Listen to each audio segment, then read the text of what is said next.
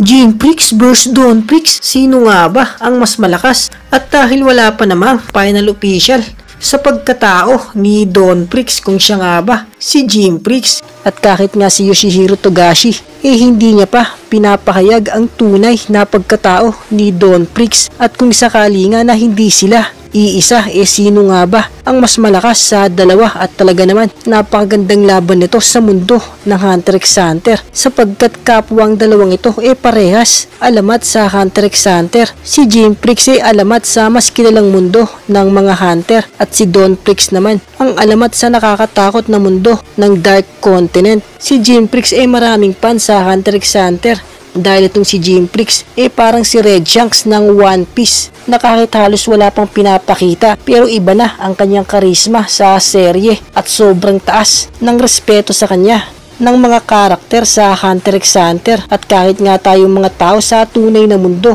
sobrang taas ng respeto natin sa alamat na Hunter na si Jinprix. At si Dawnprix naman hindi ganoon kataas ang umiidolo sa kanya, dahil na rin sana baling kay Jinprix ang atensyon ng lahat. Dahil kung babalikan nga natin, merong isang teorya na nag-boom sa buong mundo, isang teorya na nagpamulat sa lahat na si Jin at Dawnprix ay iisa. Kaya naman lahat ng mga tao mas lalong tumindi ang respeto kay Jinprix, dahil halos lahat ng respeto na para kay Dawnprix hinakot lahat ni Jinprix dahil sa teorya na lumabas. At simula nga nun, pag sinabing Dawnprix, Jinprix na agad ang isip ng karamihan, at ang lahat nga ng nagawa ni Dawnprix sa Dark Continent lahat yon napunta ang respeto kay Jinprix, dahil isip nga ng karamihan na iisa lang ang dalawa. Pero kung pupunta nga tayo sa Hunter x Hunter Wikipedia, ayon sa kanilang listahan merong pangalan na Jinprix na alamat sa mas kilalang mundo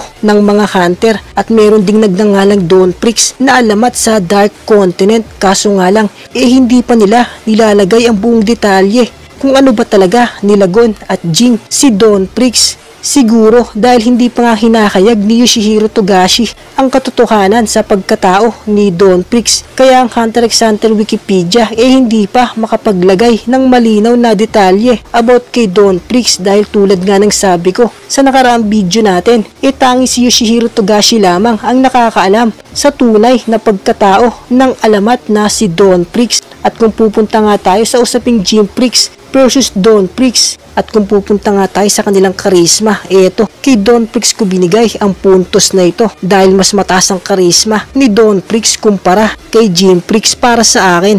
At kung pupunta naman tayo sa kanilang talino, kapwa sobrang talino ng dalawa, pero mas humanga kasi talaga ako sa pinakitang talino ni Jinprix, dahil siya nga lang ang bukod tangi na nakapasa sa batch niya sa Hunter exam, at lahat nga ng kanyang kabatch bumagsak. At kung pupunta naman tayo sa kanilang determinasyon, tinabla ko lang, dahil parehas sobrang taas ng determinasyon ng dalawa, at kapwa sila walang kinakatakutan na kalaban, dahil parehas sila walang takot sa kamatayan. At kung pupunta naman tayo sa kanilang pisikal na kakayahan, mahirap suriin, dahil panigurado na sobrang lakas ng pisikal na kakayahan ng dalawang ito. Pero binigay ko ang puntos kay Dawnprix. Aminado ako na sobrang lakas ng pisikal na kakayahan ni Jinprix, pero panigurado na mas lubhang mas malakas ang pisikal na kakayahan ni Dawnprix kumpara kay Jinprix para sa akin. At kung pupunta naman tayo sa kanilang bilis, parehas mabilis ang dalawa, kaya mahirap suriin kung sino ang nakalalamang. Pero kay Dawnprix ko ulit binigay ang puntos,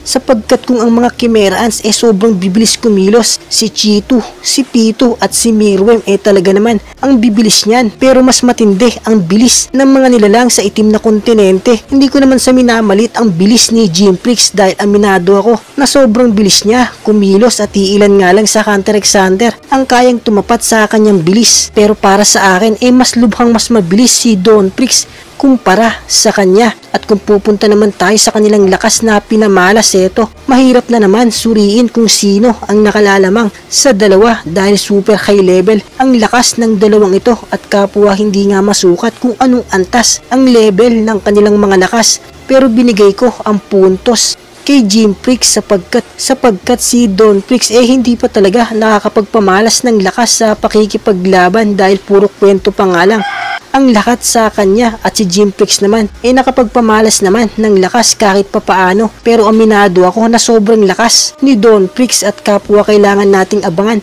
ang lakas ng dalawang ito. At kung pupunta naman tayo sa kanilang aura, eto, kapwa malakas ang aura ng dalawa. At kapwa ulit hindi masukat ang lakas ng kanilang aura, kaya dito tinabla ko na lang. At tig 3 puntos na nga ang dalawa nating karakter, 3 puntos kay Jim Prix, 3 puntos din kay Don Prix, at dito na nga sila magkakatalo pagdating sa kanilang Nen ability o kapangyarihan sa pakikipaglaban.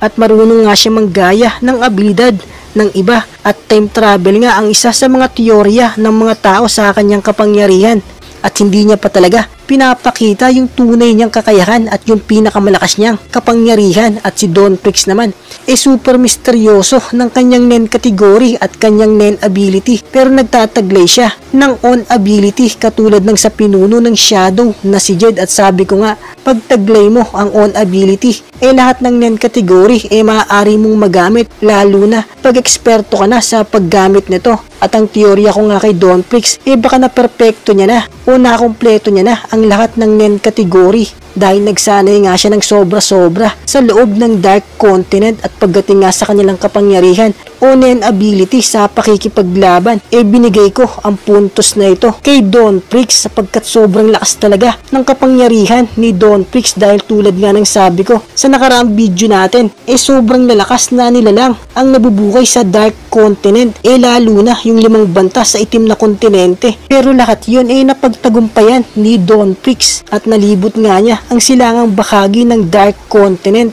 at isusunod na nga niya ang kanlurang bahagi ng itim na kontinente. Pero aminado ako na sobrang lakas ng Nen ability ni Jim Prix, at aminado rin ako na kaya niyang makipagsabayan sa mga nilalang sa Dark Continent. At ang teorya nga sa kanya ng mga tao nakapunta na daw siya sa itim na kontinente dahil siya nga daw si Don Prix.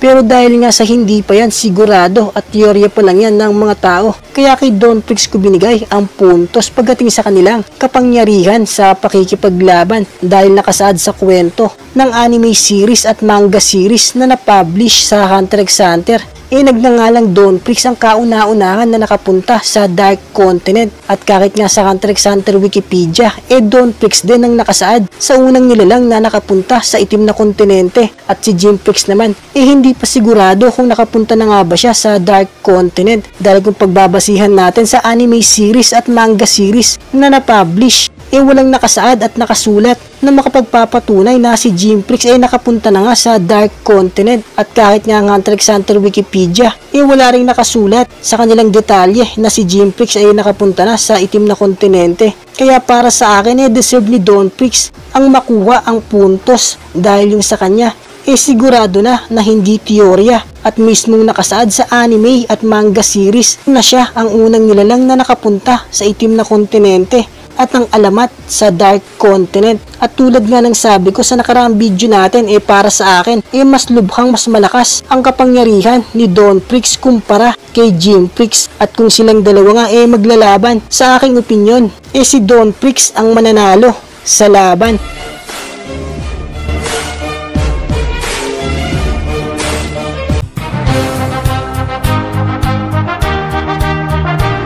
At lagi ko nga sinasabi na ang review na ito ayon lang naman sa aking pagsusuri. At kung kayo nga meron ding review at opinion, comment nyo lang yan sa ating comment section para malaman ko rin ang inyong mga opinion. At hanggang dito na nga lang tayo at sana huwag nyo kakalimutan mag-subscribe and click the bell icon para hindi ka nahuhuli sa mga latest uploads natin. Iyon, salamat!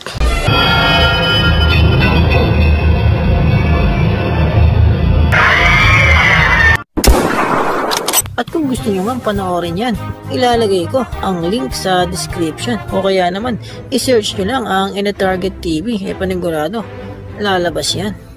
So hanggang dito na lang, sana huwag nyo makakalimutan mag-subscribe and click the bell icon para hindi ka nahuhuli sa mga latest uploads natin. Iyon, salamat!